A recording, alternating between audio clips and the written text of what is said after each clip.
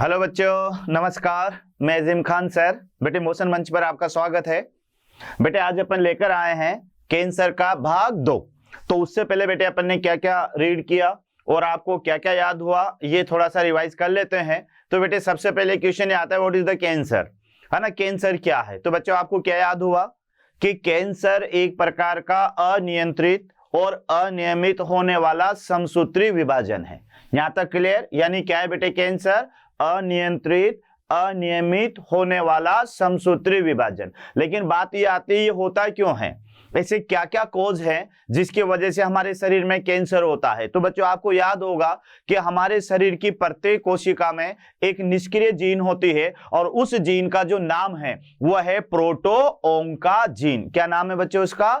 प्रोटोओंका gene. अब ये जो कार्सिनोजेनिक कारक होते हैं, यानी ऐसे कारक जो कैंसर रोग उत्पन्न करते हैं, उन्हें कार्सिनोजेनिक कारक कहते हैं। तो बेटे इन कार्सिनोजेनिक कारक की मौजूदगी में वो जो प्रोटोओंका जीन होती है वो कन्वर्ट हो जाती है किसमें? ओंका जीन में। और ये जो ओंका जीन होते बेटे ये क्या करते हैं? कोशिकाओं में कोशिका विभाजन को प्रेरित करती है। तो फिर वहां पर अनियंत्रित अनियमित कोशिका विभाजन होता है जिससे कोशिकाओं का समूह बनता है और कोशिकाओं के समूह बनने से बेटे वहां पर गांठ उत्पन्न होती है और उसी अवस्था को अपन कैंसर कहते हैं। तो कैंसर का अध्ययन क्या कहलाएगा बच्चों? ओंकोलॉजी भी कहलाता है। यहां तक क्लियर? कैंसर की वजह से बेटे गांठ उत्पन्न होती है और इस गांठ को मैंने आपको दो भागों में डिवाइडेड किया था।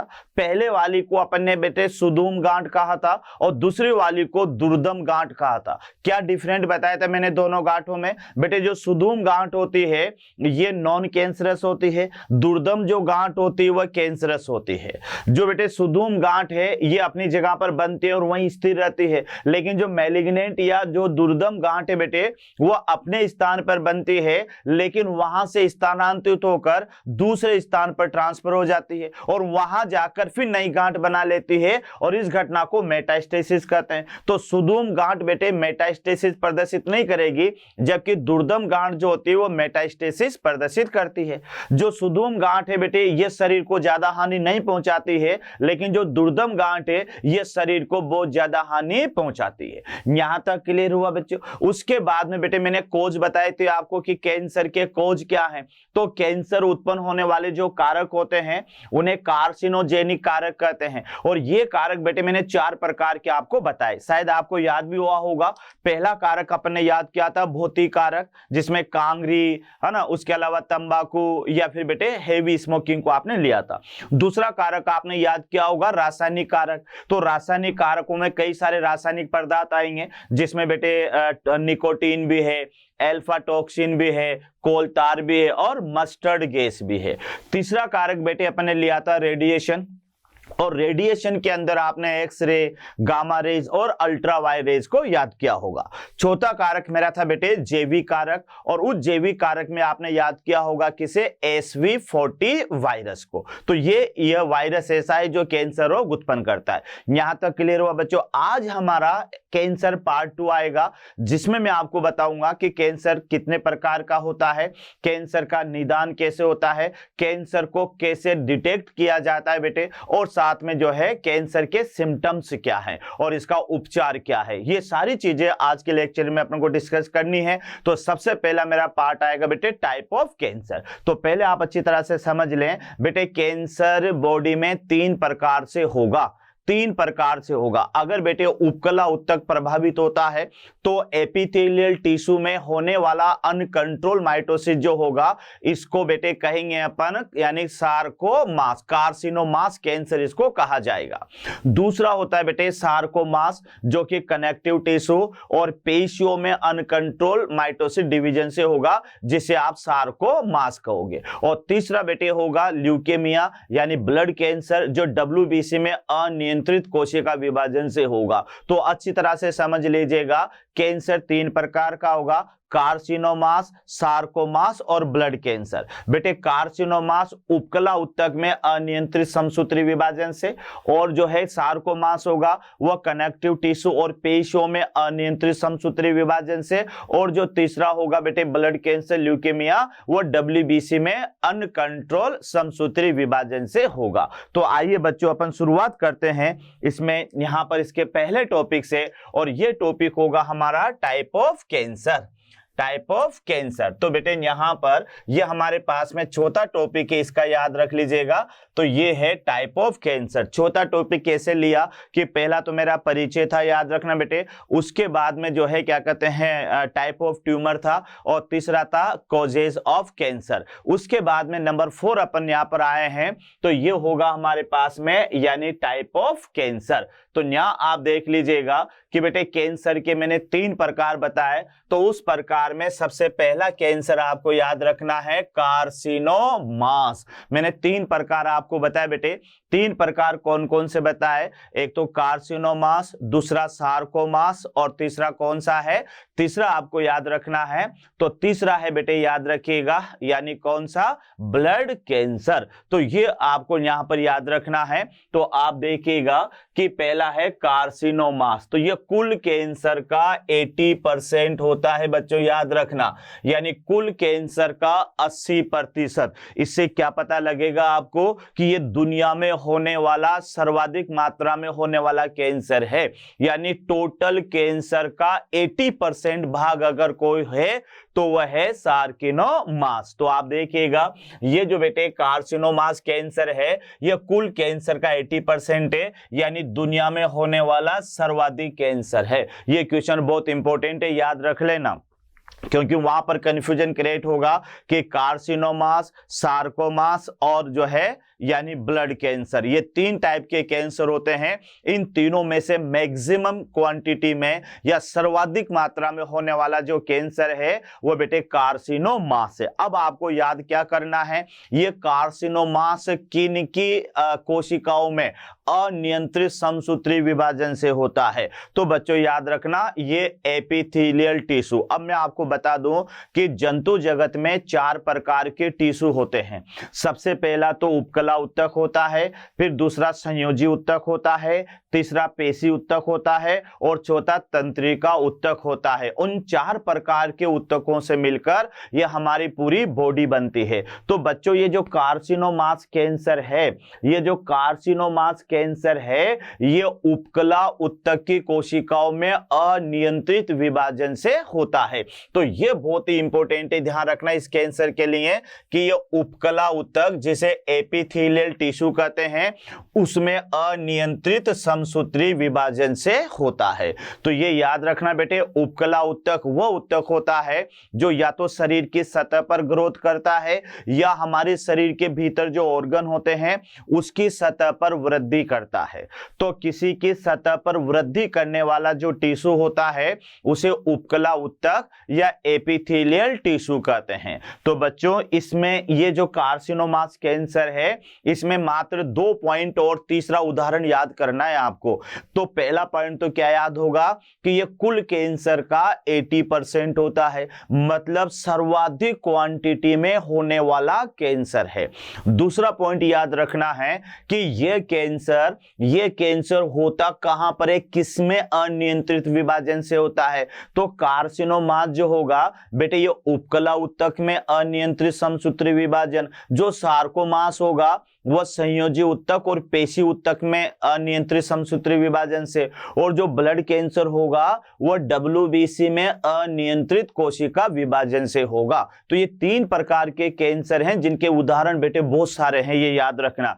ऐसे मत बता देना कि oral cancer, breast cancer, cervical cancer, prostate cancer, lipoma cancer, bone cancer, तो ऐसे तो बेटे बहुत सारे कैंसर हो जाएंगे। कैंसर को स्थान के आधार पर 3 भागों में बांटा गया है, कार्सिनोमास, सार्कोमास और ल्यूकेमिया। जो बेटे कार्सिनोमास होगा ये उपकला उत्तक में कोशिकाओं में समसूत्री विभाजन से होगा, सार्कोमास होगा वह पेशी उत्तक और संयोजी उत्तक की कोशिकाओं में अनियंत्रित विभाजन से होगा, और जो ब्लड कैंसर होगा वह WBC में अनियंत्रित विभाजन से होगा। तो अब यहां पर आप देख लीजिएगा बच्चों कि यहां जो है यानी ये कैंसर, इसमें मेरा पहला पॉइंट तो था कि सर्वाधिक मात्रा में होने वाला कैंसर है, और दूसरा उपकला उत्तक की कोशिकाओं में अनियंत्रित विभाजन से होता है। तो याद रह जाएगा ना, पहला कैंसर का नाम कार्सिनोमास, कार्सिनोमास यानी जो है बेटे पहले कार्सिनोमास, फिर सार्कोमास और फिर ब्लड कैंसर, ये इस तरह से आपको याद रखना है। तो सर्वाधिक मात्रा में होने वाला कैंसर है, और ये हमारी बॉडी में कहां पर होगा, तो याद रखना बेटे एपिथेलियल टिश्यू। याद है ना 4 प्रकार के टिश्यू होते हैं, तो 4 प्रकार के टिश्यू में पहला टिश्यू कौन सा है, एपिथेलियल टिश्यू, जिसे आप उपकला उत्तक कहेंगे।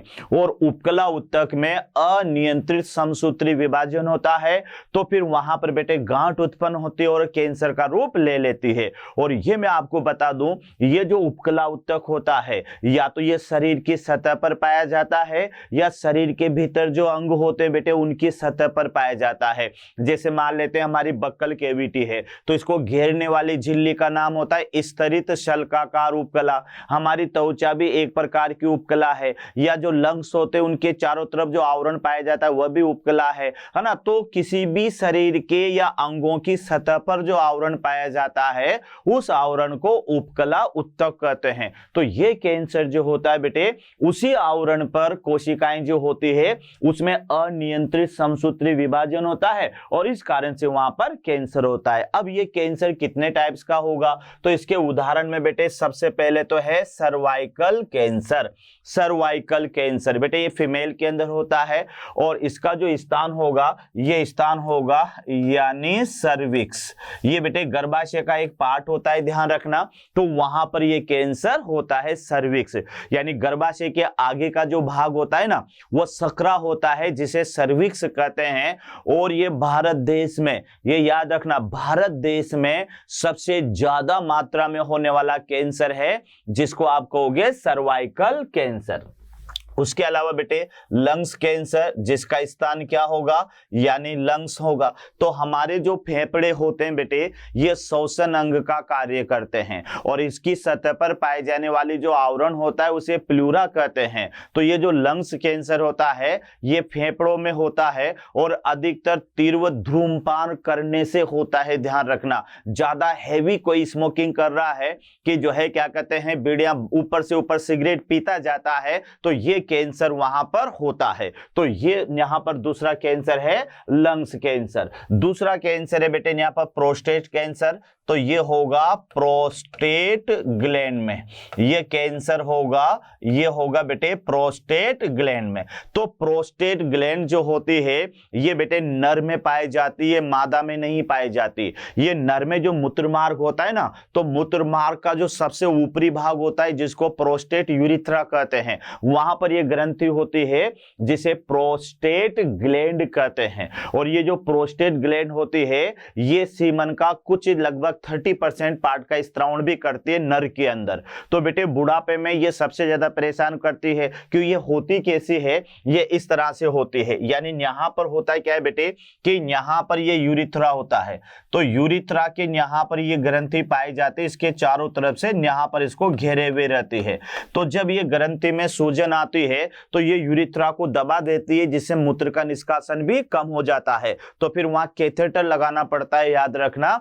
तो ये पुरुषों में होने वाला कैंसर है, ये महिलाओं में नहीं होता। तो याद रखना, जैसे सर्वाइकल कैंसर ये महिलाओं में होगा, ये पुरुषों में नहीं होगा। कारण क्या बताया, क्योंकि बेटे सर्विक्स केवल महिला में पाई जाती है जो गर्भाशय का भाग होता है। ठीक है, प्रोस्टेट कैंसर ये बेटे जो है क्या कहते हैं, ये पुरुषों में होगा, ये महिलाओं में नहीं होगा। होगा। और अधिकतर जो ये लंग्स कैंसर होता है ये भी पुरुषों में ही ज्यादा पाया जाता है। कारण क्योंकि हेवी स्मोकिंग जो करते हैं, अपनी शान जो सिगरेट पीने में दिखाते हैं, वो तो बेटे पुरुष ही दिखाते हैं, ये ध्यान रखिएगा। तो ये यहां पर जो प्रोस्टेट कैंसर है ये प्रोस्टेट ग्लैंड में पाया जाता है और ये कैंसर भी बेटे पुरुषों के अंदर ही होता है। तो ये यहां पर याद रखिएगा कि ये जो प्रोस्टेट कैंसर है ये केवल पुरुषों में होता है। उसके बाद में अगला कैंसर आता है बेटे ब्रेस्ट कैंसर, जिसका जो क्रियास्थल होगा ये होगा ब्रेस्ट, है ना, ये क्रियास्थल इसका ब्रेस्ट होगा। तो ये महिलाओं के अंदर ज्यादा देखने को मिलता है,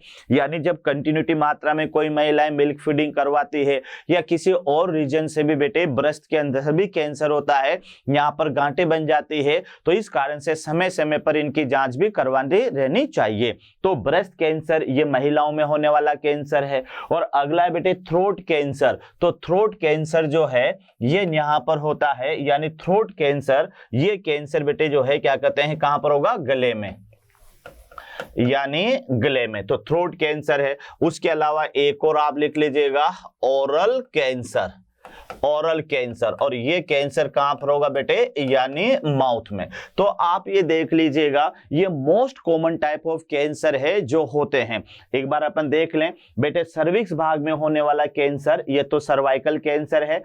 फेफड़ों में होने वाला कैंसर इसको लंग्स कैंसर कहेंगे।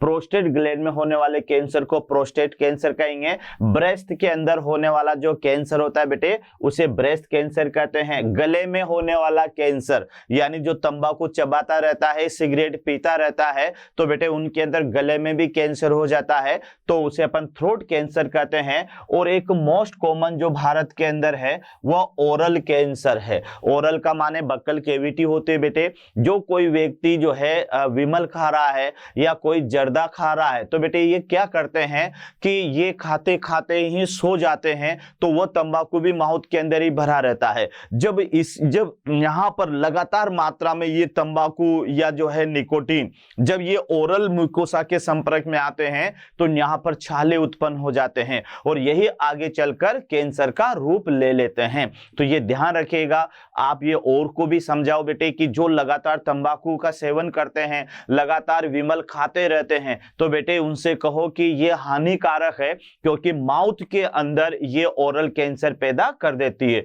और बेटे याद है ना कि अगर एक बार कैंसर उत्पन्न हो गया तो cancer equal to life cancel, यानी अगर कैंसर हो गया तो समझ लो लाइफ कैंसल हो गई उसकी।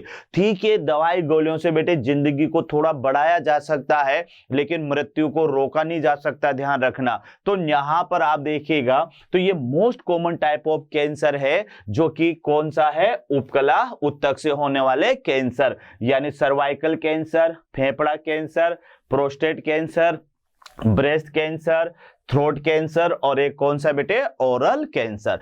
अब आपको यहां पर याद रखना है, ये बेटे मैंने नोट लगा के लिखवाया हुआ है कि विश्व स्तर पर महिलाओं में तो ब्रेस्ट कैंसर होता है और पुरुषों में होता है बेटे प्रोस्टेट कैंसर। ये वर्ल्ड लेवल पर है, भारत में नहीं। भारत के अंदर तो बेटे जो सर्वाधिक मात्रा में महिलाओं में जो होगा वो तो सर्वाइकल कैंसर होगा, और जो पुरुषों में होता है वह ओरल कैंसर होता है। और ये दोनों ही कैंसर जो है बेटे अज्ञानता की वजह से होते हैं, नॉलेज कम होने की वजह से होते हैं। तो विश्व स्तर पर जो सर्वाधिक मात्रा में कैंसर होगा वह बेटे पुरुषों के अंदर तो प्रोस्टेट कैंसर और महिलाओं के अंदर होगा ब्रेस्ट कैंसर। यहां तक क्लियर। लेकिन याद रखना बेटे, भारत में महिलाओं में तो होगा बेटे सर्वाइकल कैंसर और पुरुषों के अंदर होता है यानी ओरल कैंसर।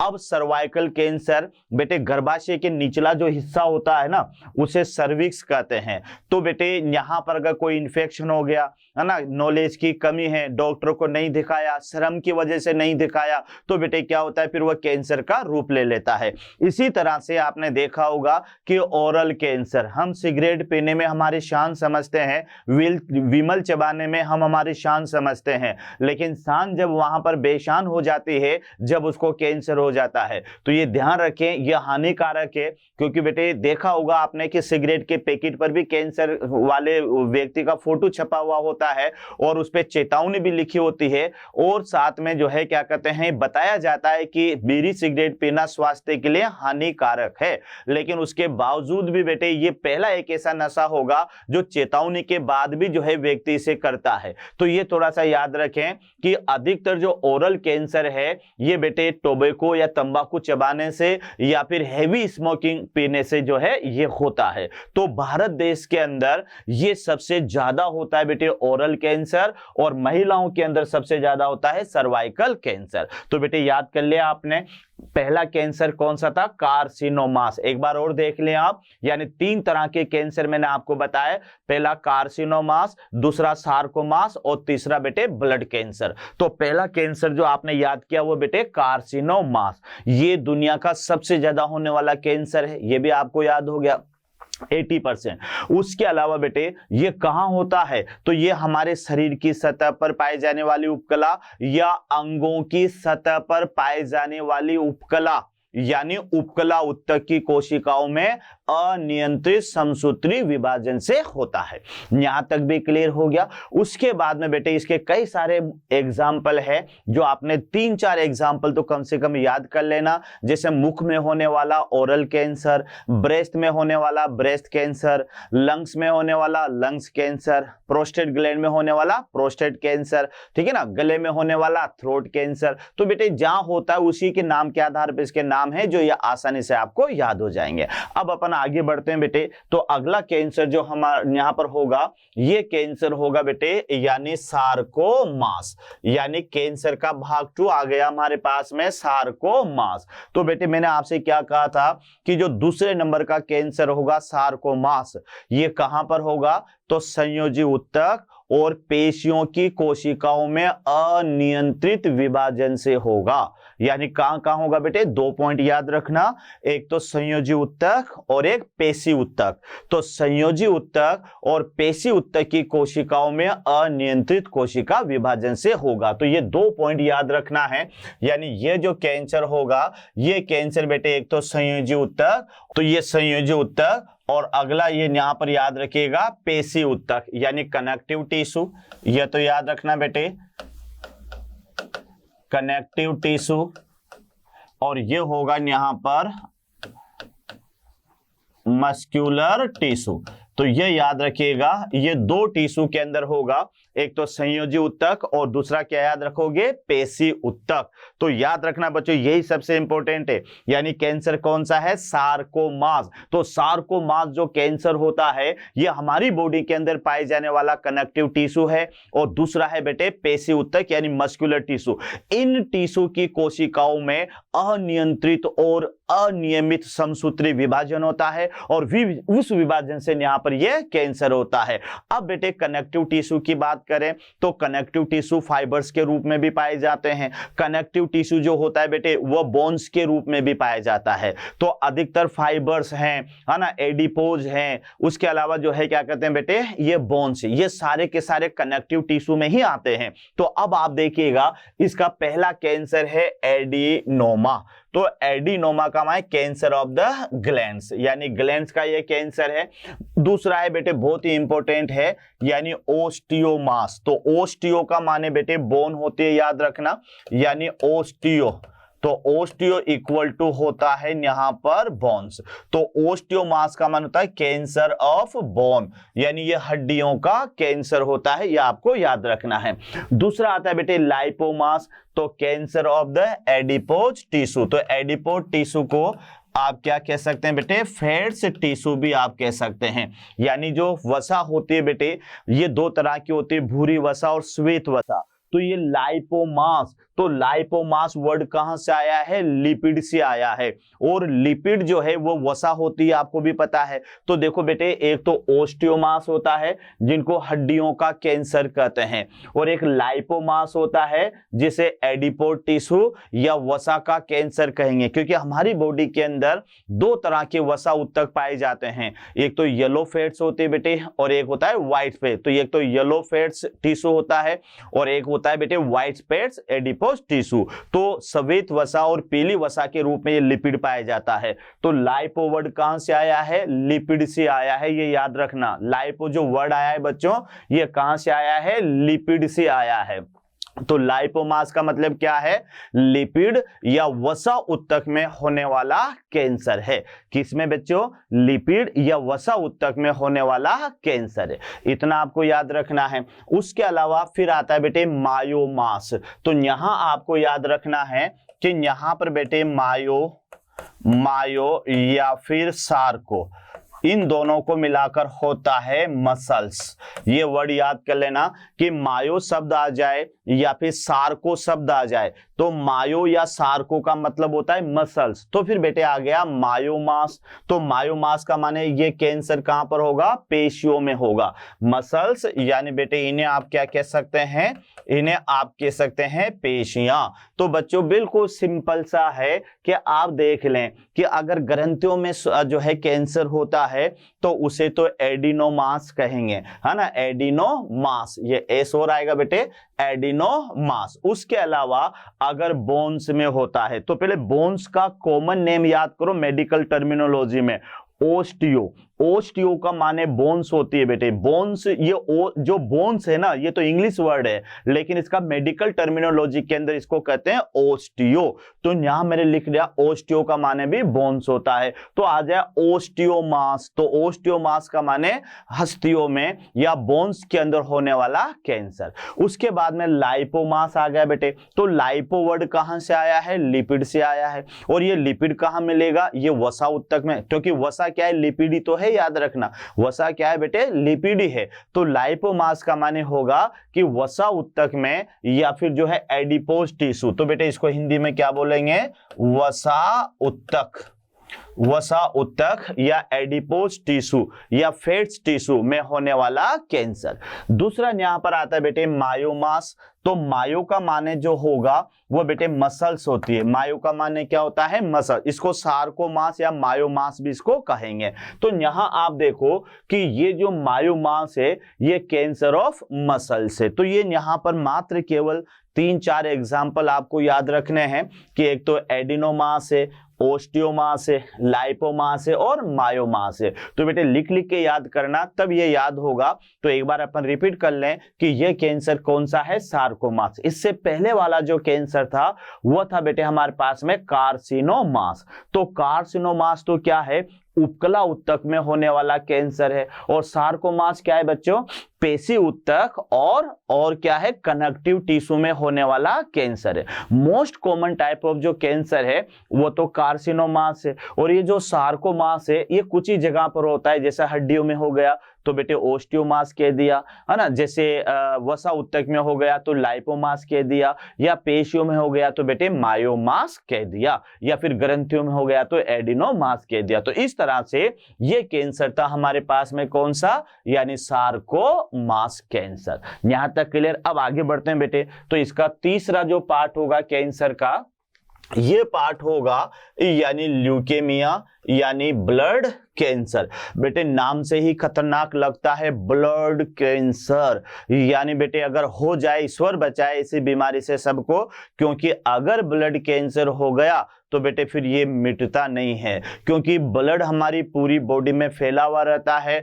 कौन कौन से भाग से अपन ब्लड को निकालेंगे? तो ब्लड कैंसर जिसका नाम ही ल्यूकेमिया है। तो ल्यूकेमिया में क्या होगा बेटे कि जो ल्यूकोसाइट होती है, ल्यूकोसाइट क्या होती है बेटे? WBC, है ना? क्योंकि ब्लड के अंदर 3 प्रकार की रुधिर कणिकाएं होती है, एक तो RBC, WBC और प्लेटलेट्स। तो ये जो WBC है जिसे ल्यूकोसाइट भी कहते हैं, तो बेटे इस कैंसर के अंदर WBC की संख्या में अनियंत्रित वृद्धि होती है। अब ये मत समझ लेना कि WBC खुद विभाजित होकर बनती है। बोन मैरो के अंदर जो मायोब्लास्ट सेल होती है बेटे, वहां पर विभाजन होता है और वहां पर बनती है WBC। WBC। तो आप तो सिर्फ इतना याद कर लें कि यहां पर इसके अंदर अनकंट्रोल रूप से किसके संख्या में वृद्धि होती है, WBC की संख्या में वृद्धि होती है। लेकिन WBC विभाजित नहीं होती है, क्योंकि अपन शुरू में ही जानते हैं कि जितनी भी रुधिर कणिकाएं हैं इनमें विभाजन की क्षमता नहीं होती है, सिर्फ बनती है बेटे ये रेड बोन मैरो में। तो यहां भी जो WBC है वो रेड बोन मैरो की जो मायोब्लास्ट कोशिकाएं होती है बेटे वहां पर जल्दी जल्दी विभाजन होता है और फिर वहां पर WBC की संख्या में वृद्धि होती है। तो ब्लड कैंसर का सीधा सा मतलब है increase the number of WBC, यानी WBC या ल्यूकोसाइट की संख्या में वृद्धि को अपन क्या कहते हैं, ब्लड कैंसर कहते हैं। तो यहां आप देख लें कि बेटे ये कैंसर जो होता है यह कैंसर अस्थि मज्जा का कैंसर है या अस्थि मज्जा की कोशिकाओं में। तो अस्थि मज्जा की कोशिकाओं में, और ये कोशिकाएं कौन सी होगी, मायोब्लास्ट। ये याद रखना, अस्थि मज्जा की ये स्टेम सेल कहलाते बेटे मायोब्लास्ट, जिससे रुधिर कणिकाओं का निर्माण होता है। तो ये जो कैंसर होता है ये अस्थि मज्जा की जो मायोब्लास्ट कोशिकाएं होती है उसमें अनियंत्रित विभाजन से होता है। और विभाजन वही रहेगा, कौन सा रहेगा बच्चों, यानी माइटोसिस। कभी भी मियोसिस मत बता देना, क्योंकि कैंसर जो है वो माइटोसिस का ही एक प्रकार का उदाहरण है। तो ये याद रखो, क्योंकि अब अपन ने यहां पर क्या कहा कि ल्यूकेमिया में बेटे WBC की संख्या में वृद्धि होती है। तो यहां ये मत बता देना कि WBC में विभाजन होता है और नई कोशिकाएं बनते, नहीं, WBC तो बनती है कहां पर, रेड बोन मैरो में बनती है। तो बेटे ये जो ब्लड कैंसर है ये एक तरह से अस्थि मज्जा का कैंसर है। तभी तो आपने देखा होगा किसी को ब्लड कैंसर हो जाता है तो बेटे बोन मैरो ट्रांसप्लांटेशन थेरेपी की जाती है, याद रखना, लेकिन बहुत खर्चीली होती है बेटे। आजकल तो ये कोटा में भी हो जाता है, वरना पहले जयपुर बॉम्बे में ये थेरेपी होती थी। तो बेटे बोन मैरो जहां पर ये नई WBC बनेगी तो उसको अगर पूरे को ट्रांसप्लांट कर दें, लेकिन ये बहुत खर्चीली और बहुत ही जो है बेटे कॉम्प्लिकेटेड प्रोसेस है। तो ये जो ब्लड कैंसर है ये एक प्रकार का बोन मैरो का कैंसर है बेटे। और इस कैंसर में क्या होगा कि बोन मैरो के अंदर जो मायोब्लास्ट कोशिकाएं होती है उसमें अनियंत्रित माइटोसिस विभाजन होगा और असंख्य संख्या में क्या बनेगी, WBC की संख्या बढ़ेगी। तो बेटे यहां पर देखो इस कैंसर में WBC की संख्या में अनियंत्रित वृद्धि होती है। तो यहां पर सामान्य WBC जो होती है, सामान्य WBC है ना, तो सामान्य WBC जिसको TLC अपन कहेंगे बेटे, ये लगभग याद रखना 4000 से 11000 प्रति 100 ml ऑफ ब्लड। यानी आपको पहले तो ये याद रखना है कि हमारे शरीर में सामान्य WBC की संख्या कितनी होती है। तो सामान्य WBC की जो संख्या होती है वो 4000 से 11000 के लगभग होती है। अब यहां पर जो है बेटे ये आपको याद रखना है कि नंबर ऑफ WBC अगर इंक्रीज होती है, इंक्रीज, तो इसको कहते हैं ल्यूकोसाइटोसिस। और अगर यहां पर ये डिक्रीज होती है, तो इसे कहा जाता है बेटे ल्यूकोसाइटोपिनिया। इसका एग्जाम्पल तो याद रखना बेटे, ये तो ब्लड कैंसर है जिसको अपन पढ़ रहे हैं, ये ब्लड कैंसर में होता है। और डिक्रीज में बेटे एड्स याद कर लेना, एड्स के अंदर जो है ये डिक्रीज होते जैसे कि टी लिम्फोसाइट। तो एक बार और याद कर लें कि अगर अपन WBC की संख्या देखें तो WBC की संख्या बढ़ती है तो बेटे ये कहलाती है ल्यूकोसाइटोसिस और इसका उदाहरण है ब्लड कैंसर। और अगर WBC की संख्या घटती है तो बेटे इसे कहेंगे ल्यूकोसाइटोपिनिया। और ये एड्स और टाइफाइड के अंदर ऐसा होता है। अब बढ़ना या घटना तो बेटे पहले नॉर्मल याद कर लो। तो नॉर्मल कितनी है, 4000 से 11000।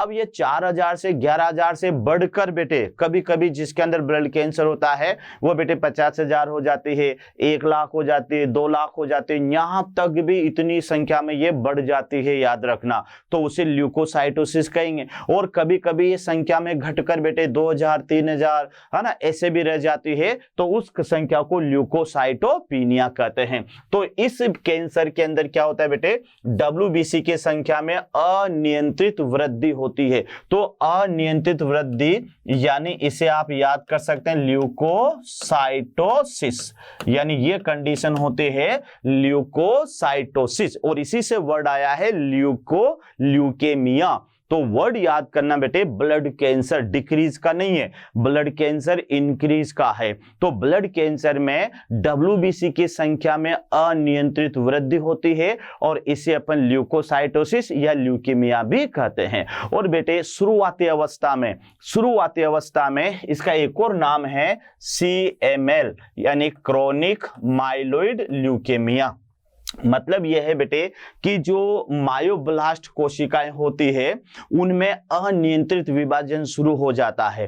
तो क्रोनिक माइलोइड ल्यूकेमिया यानी ब्लड कैंसर को CML भी कहते हैं। थोड़ा आगे डीप में जाएं तो AML भी कहते हैं बेटे, एक्यूट माइलोइड ल्यूकेमिया। तो इनिशियल कंडीशन में जो डॉक्टर ब्लड कैंसर नहीं लिखेगा, अगर किसी को ब्लड कैंसर हो गया तो बेटे पर्चे पर वो लिखता है CML यानी क्रोनिक माइलोइड ल्यूकेमिया। तो इसमें आपको यह समझना है कि इस बीमारी के अंदर बेटे जो रेड बोन मेरो होता है, उस रेड बोन मेरो के अंदर अनियंत्रित समसूत्री विभाजन होगा उसकी मायोब्लास्ट कोशिकाओं में, और फिर बेटे असंख्य संख्या में क्या बनेगी, WBC बनेगी। और जब WBC बढ़ेगी तो शरीर में कई सारे साइड इफेक्ट होना शुरू हो जाते हैं बेटे, और ये शरीर के अंदर इंटरनल ब्लीडिंग हो जाती है। शरीर के जो ऑर्गन होते हैं बेटे वो काम करना बंद कर देते हैं, मल्टीपल ऑर्गन फेलियर हो जाता है, यानी शरीर के एक साथ कई अंग काम करना बंद कर देते हैं। लिवर काम करना बंद कर देगा, ब्रेन काम करना बंद कर देगा, या फिर जो है बेटे लंग्स काम करना बंद कर देगा। ज्यादा संख्या में बढ़ने से इंटरनल ब्लीडिंग स्टार्ट हो जाती है। तो बेटे मूवीज वगैरह में आपने देखा होगा कि जिसको ब्लड कैंसर होता है उसमें मुंह से खून बाहर आना लग जाता है, उसके नाक से खून बाहर आना शुरू हो जाता है। तो बेटे उसके इंटरनल ब्लीडिंग स्टार्ट हो जाती है। तो ये थोड़ा सा याद रखना, बहुत ही खतरनाक है ये।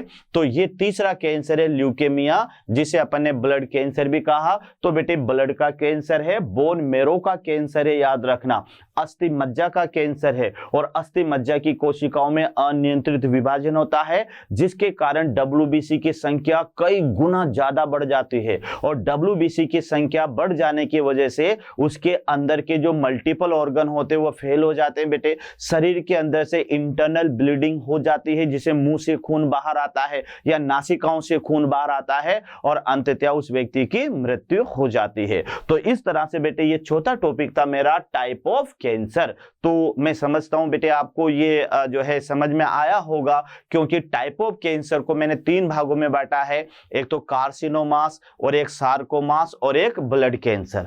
बेटे कार्सिनोमास उपकला ऊतक का कैंसर है और most common type of cancer है। दूसरा है बेटे सार्कोमास, जो कि पेशियां और संयोजी ऊतक का कैंसर है, और ये जो है हड्डियों में, ये एडिपोज टिश्यू में या पेशियों में ये कैंसर होता है। और तीसरा कैंसर आपके सामने है जिसको ब्लड कैंसर कहा है। तो ब्लड कैंसर बेटे ये बोन मेरो का कैंसर है। तो इस तरह से इनके स्थान जरूर याद कर लेना, वहीं से क्वेश्चन बनता है बच्चों, याद रखना। जैसे सबसे पहले तो आपको क्या याद करना है कि कैंसर 3 प्रकार के होते हैं। अब तीनों के नाम याद करना, कार्सिनोमास, सार्कोमास और ब्लड कैंसर, ये याद कर लिया। अब कार्सिनोमास के नीचे लिख लेना बेटे उपकला ऊतक, और सार्कोमास के नीचे लिख लेना संयोजी ऊतक और पेशी ऊतक, और ब्लड कैंसर के नीचे लिख लेना बोन मेरो। तो यह आपको इनके स्थान का पता लग जाएगा और फिर इनके उदाहरण लिख लेना, इस तरह से आपको ये याद हो जाएगा। तो ये टॉपिक था चौथा हमारा, टाइप ऑफ कैंसर। अगले पार्ट की ओर आगे बढ़ते हैं बेटे, यानी 5वें नंबर का जो होगा टॉपिक ये होगा सिम्टम्स ऑफ कैंसर, यानी कैंसर के लक्षण। कैंसर के लक्षण तो देखते हैं बेटे कैंसर के क्या क्या लक्षण हैं, यानी कैंसर के लक्षण। तो कैंसर के लक्षण में सबसे पहला लक्षण तो बेटे यहां दे रखा है कि लंबे समय तक खांसी और बुखार का बने रहना। यानी कोई व्यक्ति अगर लंबे समय से कांस रहा है या बेटे उसको लंबे समय से बुखार आ रहा है, तो समझ लेना उसके शरीर का कोई ना कोई भाग प्रभावित है और वहां पर कैंसर होने की संभावना बढ़ती रहती है। तो एक तो है बेटे इसका लंबे समय तक खांसी या बुखार का बने रहना। उसके बाद में बेटे फिर यहाँ पर दे रखा है सेकंड, तो सेकंड आपको याद रखना है भूख में कमी और वजन में कमी। यानी जब किसी को बेटे कैंसर होगा, कोई ऑर्गन में अगर कैंसर होगा तो उसको ना तो भोजन किया जाएगा, भूख में कमी आ जाएगी तो खाने खाने की इच्छा उसकी समाप्त हो जाएगी, और जब खाना ही नहीं खाएगा उसकी बॉडी में बेटे अगर न्यूट्रिशन नहीं जाएगा तो धीरे धीरे उसके वजन में भी कमी होने लगेगी।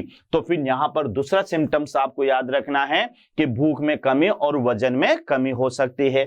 तीसरा लक्षण आपको याद रखना है, तो बेटे यहां पर ये घाव ये ध्यान रखना बेटे, घाव या छालों का आसानी से ठीक नहीं होना। यानी अगर घाव हो गया या मुंह में बेटे छाले हो गए तो फिर याद रख लेना, अगर ये आसानी से ठीक नहीं हो रहे हैं तो फिर टेंशन लेने की जरूरत है, क्योंकि तुरंत डॉक्टर से इसका डिटेक्शन करवाना चाहिए बेटे, यानी उसका निदान या उसका जो है बारे में जांच करवानी चाहिए। तो बेटे बायोप्सी होते हुए छाले का टुकड़ा निकाला जाता है और उसको बाहर किसी लैब में भेजकर उसकी जांच की जाती है, इसको बायोप्सी बोलते हैं। तो बेटे ये भी एक लक्षण है कि अगर शरीर में कोई घाव हो गया या शरीर में कोई छाला हो गया और वो छाला अगर लंबे समय तक ठीक नहीं हो रहा है तो बेटे ये भी कैंसर के लक्षण हो सकते हैं। चौथा लक्षण याद रखिएगा कि बिना चोट लगे अगर मुख से, नाक से आदि से अगर खून बाहर आ रहा है तो ये भी बेटे क्रिटिकल कंडीशन है। यानी चोट नहीं लगी है लेकिन अगर बार, एक तो होता है नक्सी आना बेटे, वो चीज अलग होती है, वो तो नेजल एक मेम्ब्रेन होती है उसकी वजह से ऐसा होता है।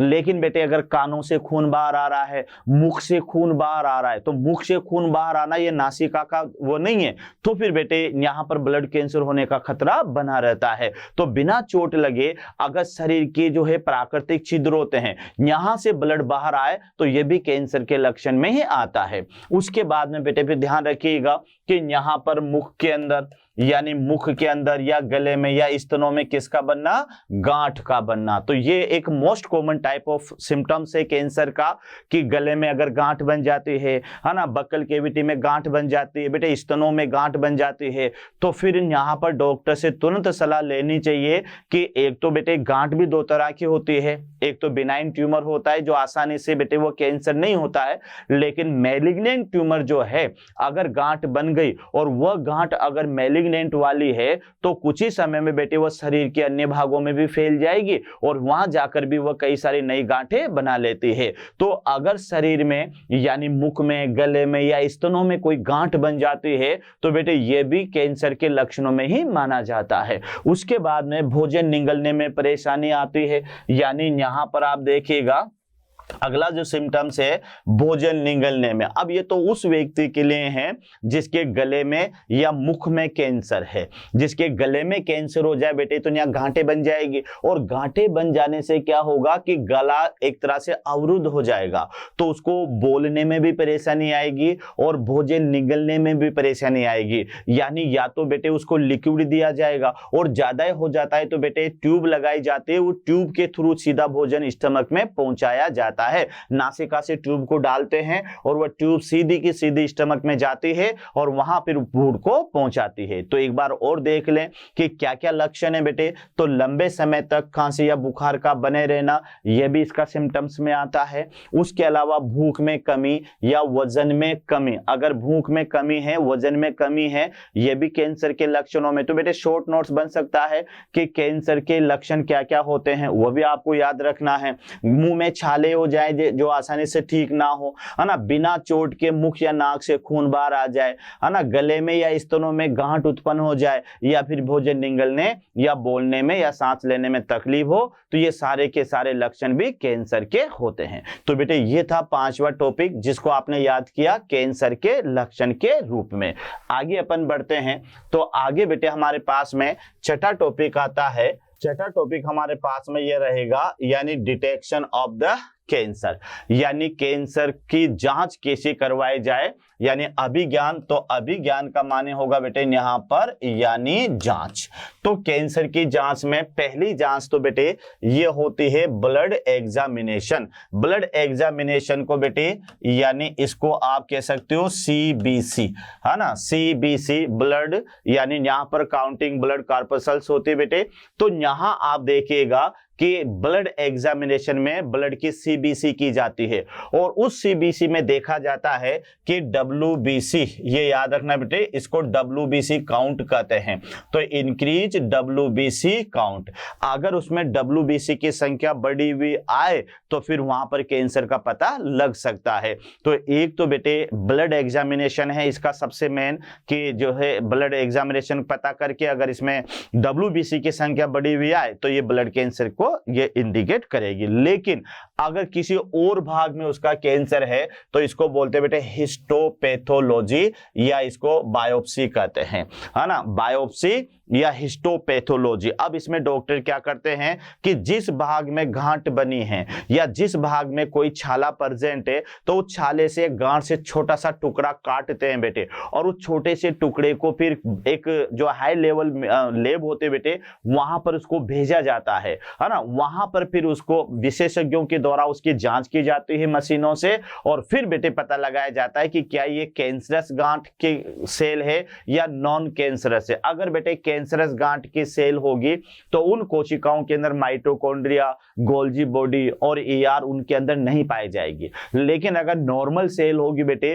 तो उन कोशिकाओं के अंदर माइटोकॉन्ड्रिया भी होंगे, उन कोशिकाओं के अंदर गोल्जी बॉडी और ईआर भी होगी। तो इसको कहते हैं हिस्टोपैथोलॉजी या बायोप्सी। तो इसको सीधा याद रखना कि बेटे कोई सी भी अगर छाला है या गांठ है जो लंबे समय से ठीक नहीं हो रहा है तो बेटे उसके टुकड़े को काट करके लेबोरेटरी में पहुंचाया जाता है और वहां पर उसकी जांच की जाती है। तो इसको कहते हैं बायोप्सी या हिस्टोपैथोलॉजी। तो एक तरह से आप ध्यान रख लें बेटे कि कैंसर की जो जांच है वो दो मेथड से की जाएगी। पहला मेथड तो एक तो ब्लड एग्जामिनेशन होगा यानी रक्त का परीक्षण, और रक्त के परीक्षण में मात्र डब्ल्यूबीसी, इसको सीबीसी कहते हैं बेटे, और सीबीसी में जब देखा जाए कि उसमें प्लेटलेट्स कितनी आ रही है, आरबीसी कितनी आ रही है, डब्ल्यूबीसी कितनी आ रही है, तो ये सारी चीजें वहां पर देखी जाती है। तो ये तो है ब्लड एग्जामिनेशन। दूसरा हिस्टोपैथोलॉजी जिसको बायोप्सी कहते हैं, इसमें गांठ या सस्पेक्टेड टिश्यू जो होता है, सस्पेक्टेड टिश्यू, तो उस टिश्यू का एक छोटा टुकड़ा काटकर प्रयोगशाला में जांच के लिए पहुंचाया जाता है। तो ये था हमारे पास में डिटेक्शन ऑफ द कैंसर। आगे बढ़ते हैं अपन, तो डिटेक्शन ऑफ द कैंसर। अब इसमें तीसरा जो पार्ट आता है वह है रेडियोग्राफी। अब इसमें क्या किया जाएगा बेटे, यानी तीसरा जो पार्ट है रेडियोग्राफी, यानी कैंसर की जांच में ही तीसरा पार्ट है रेडियोग्राफी। तो इसमें क्या किया जाता है कि आंतरिक अंगों के निदान के लिए या तो एक्सरे या सीटी स्कैन या फिर एमआरआई का उपयोग भी किया जाता है। यानी अगर बाय द वे कैंसर व्यक्ति के भीतरी अंगों में है जहां से टुकड़ा भी निकाल सकते, अब मान लो किसी के हार्ट में या लंग्स में या किसी में, तो वहां कैसे जाकर टुकड़ा काटेंगे, वहां क्या कैंची को वहां तक ले जाएंगे क्या? तो बेटे अगर शरीर के भीतरी भागों में कैंसर है तो फिर वहां पर तीन विधियों के माध्यम से उस कैंसर का पता लगाया जा सकता है। एक तो एक्सरे है बेटे, दूसरा सीटी स्कैन है और तीसरा है एमआरआई। तो ये तीनों ऐसी टेक्निक है जो शरीर के भीतर पाए जाने वाले अंगों में अगर कोई कैंसर होता है उस कैंसर का पता लगाने में इसका उपयोग किया जाता है। यहां तक क्लियर। चौथी टेक्निक जो आती है बेटे जो कैंसर का पता लगाने में काम आती है वह है मॉडर्न टेक्निक। तो इसमें क्या होता है, वर्तमान में कुछ कैंसरों का पता लगाने के लिए यानी कैंसर विशिष्ट प्रतिजन, ये वर्ड याद रखना, कैंसर स्पेसिफिक एंटीजन के विरुद्ध एंटीबॉडी का उपयोग किया जाता है। तो ये थोड़ा सा याद रखना, यानी एंटीबॉडी के बेस पर यह जांच की जाती है। तो यहां पर देखिएगा कि कुछ कैंसरों का पता लगाने के लिए है, ये वर्ड याद करना बेटे, कैंसर स्पेसिफिक एंटीजन के विरुद्ध किसका प्रयोग किया जाता है, एक विशेष एंटीबॉडी का उपयोग किया जाता है। तो इस टेक्निक को कहते हैं मॉडर्न टेक्निक। तो बच्चों याद हो जाएगा कि डिटेक्शन ऑफ द कैंसर यानी कैंसर को कैसे डिटेक्ट करें, कैंसर को कैसे पहचानें। तो इसके लिए बेटे 4 तरह का परीक्षण किया जाता है। पहला परीक्षण तो याद हो गया, ब्लड परीक्षण होगा बेटे जिसमें WBC काउंट का पता लगाया जाता है। दूसरा के जो है डिटेक्शन है वो बायोप्सी है ना, बायोप्सी जिसको हिस्टोपैथोलॉजिकल आप कहेंगे। और इसमें क्या किया जाएगा कि किसी छाले का या गांठ का छोटा टुकड़ा निकाल करके उसे लेबोरेटरी के अंदर जो है पहुंचाया जाता है और वहां पर उसकी जांच की जाती है। तीसरा पार्ट है बेटे रेडियोग्राफी है। तो रेडियोग्राफी में क्या किया जाएगा कि जो शरीर के भीतरी अंग है ना, लीवर है, लंग्स है, इनमें अगर मान लो कैंसर का खतरा बढ़ गया या यहाँ जांचे कि यहाँ पर कैंसर हो रहा है या नहीं, तो बेटे फिर इसके लिए अपन एक्सरे का उपयोग करेंगे, सीटी स्कैन का उपयोग करेंगे या एमआरआई। तो ये सीटी स्कैन और एमआरआई का जो उपयोग किया जाता है ये शरीर के भीतरी अंगों में होने वाले कैंसर का पता लगाने में किया जाता है। और बेटे मॉडर्न टेक्नोलॉजी है तो यहाँ पर विशेष एंटीबॉडीज द्वारा कैंसर के प्रति जो विशेष एंटीजन होते हैं उसको माध्यम से जो है कैंसर का पता लगाया जाता है। तो ये था हमारे पास में छठा टॉपिक जिसका नाम है डिटेक्शन ऑफ द कैंसर। आगे आप बढ़ते हैं तो बेटे अगला जो होगा हमारे पास में ये होगा कैंसर के उपचार। तो यहां आप देख लें कि कैंसर ये 7वें नंबर का टॉपिक है। तो ये कैंसर का उपचार, तो एक तो बेटे सर्जरी होती है, याद रखना। तो सर्जरी में क्या होता है, वही शल्य चिकित्सा होती है जिसमें कैंसर युक्त गांठ को हटा दिया जाता है। ये तो एक कॉमन होता है बेटे, क्योंकि जितना जल्दी हो सके उतना शरीर में मौजूद गांठ को हटाना पड़ता है। कारण क्या है, क्योंकि कैंसर की जो घातक गांठ होती है मैलिग्नेंट, वो बेटे अपने स्थान से दूसरे स्थान पर ट्रांसफर हो जाती है। तो सबसे पहले तो यही शल्य चिकित्सा की जाती है ताकि वहां से उस गांठ को हटाया जा सके। तो पहला उपचार तो इसका सर्जरी यानी शल्य चिकित्सा है। उसके बाद में फिर आता है बेटे रेडियोथेरेपी।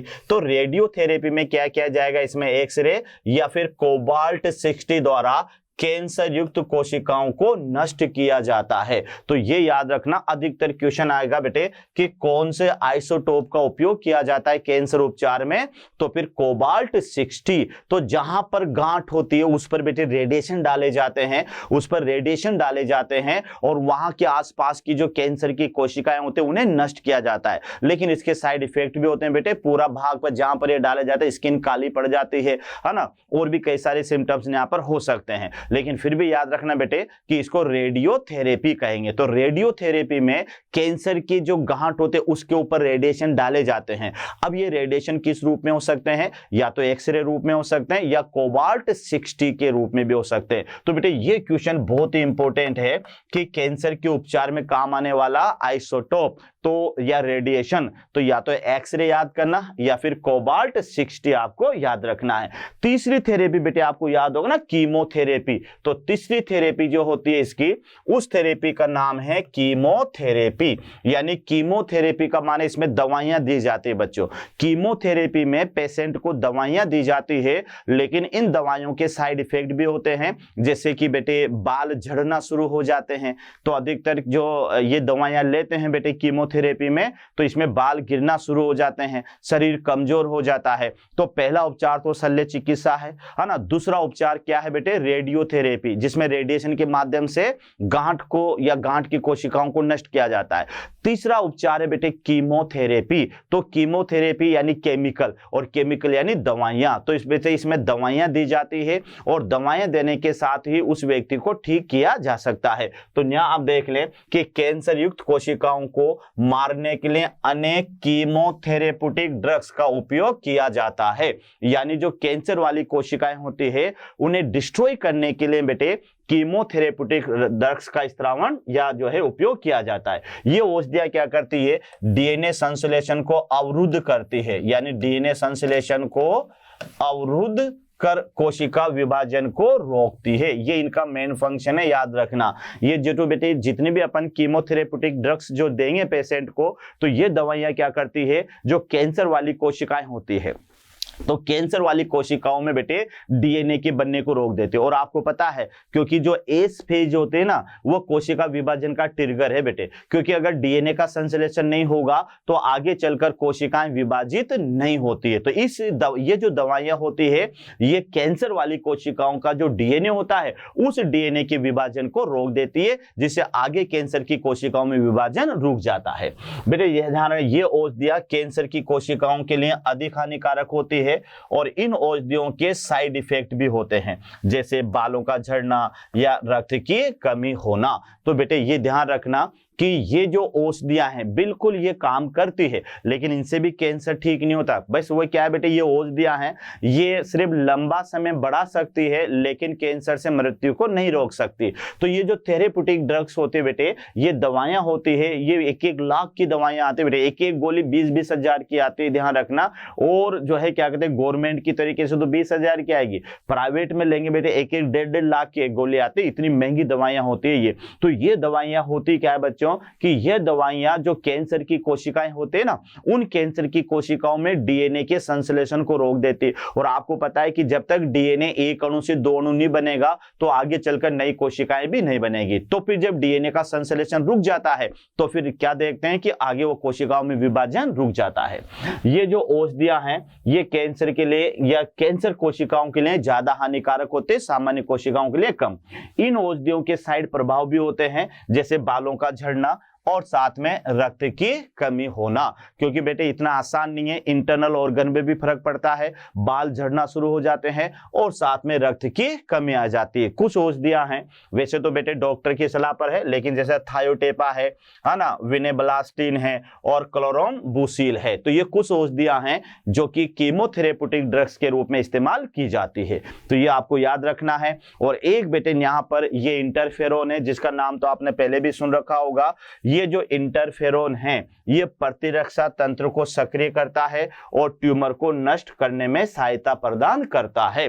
तो ये ध्यान रखना बेटे, एंटीफेरोन जो होते हैं वह एंटीवायरल तो होते ही हैं, एंटी कैंसरस भी होते हैं, ये थोड़ा सा याद रखना। तो इंटरफेरोन ये प्रोटीन होती है, ध्यान रखिएगा, और ये प्रोटीन जो है एंटीवायरल का तो काम करती है बच्चों, जैसे एड्स में मैंने आपको बताया था, और ये एंटी कैंसर का भी काम करती है। तो इस तरह से बेटे ये कैंसर का उपचार है। तो उपचार बेटे याद रखना, 3 तरह से कैंसर का उपचार किया जाएगा। पहला उपचार आपको याद हो गया होगा, तो पहला उपचार तो है बेटे शल्य चिकित्सा, जिसमें किसी गांठ को या किसी जो कैंसरस पार्ट होता है उसे ऑपरेशन के थ्रू शरीर से हटा दिया जाता है, तो ये तो शल्य चिकित्सा है। दूसरा रेडियोथेरेपी होता है बेटे, तो जहां गांठ होते बेटे वहां पर रेडिएशन डाले जाते हैं और इस तरह से वह कैंसर वाली कोशिकाओं को वो रेडिएशन नष्ट कर देते हैं, जिसके रूप में एक्सरे या कोबाल्ट-60 का उपयोग किया जाता है। तीसरा इलाज में बेटे कीमोथेरेप्यूटिक या कीमोथेरेपी दी जाती है। तो कीमोथेरेपी में बेटे कुछ दवाइयां दी जाती है विशेष डोज में,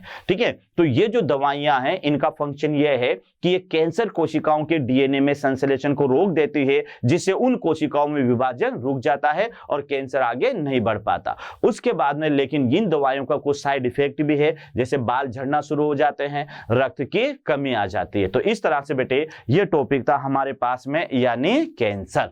ओके, तो बेटे ये टॉपिक हमारा, इसको आप अपन ने 7 टॉपिकों में पूरा किया।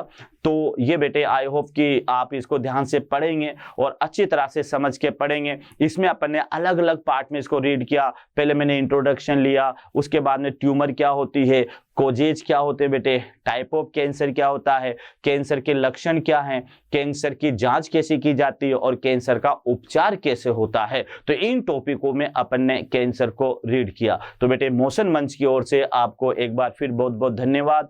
खुश रहो, अच्छा रहो बेटे, खूब पढ़ो और जल्दी से जल्दी डॉक्टर बनकर और हमारे देशवासियों की सबकी सेवा करो। ओके बेटे, थैंक यू। आशा करता हूं हमारे टॉप एजुकेटर का यह लेक्चर आपको पसंद आया होगा। अगर पसंद आया है तो वीडियो को लाइक करिए, चैनल को सब्सक्राइब करिए और शेयर भी करिए, क्योंकि ज्ञान बांटने से बढ़ता है और सही बताऊं तो पुण्य भी मिलता है। मुझे सुनने के लिए बहुत बहुत धन्यवाद। Thank you.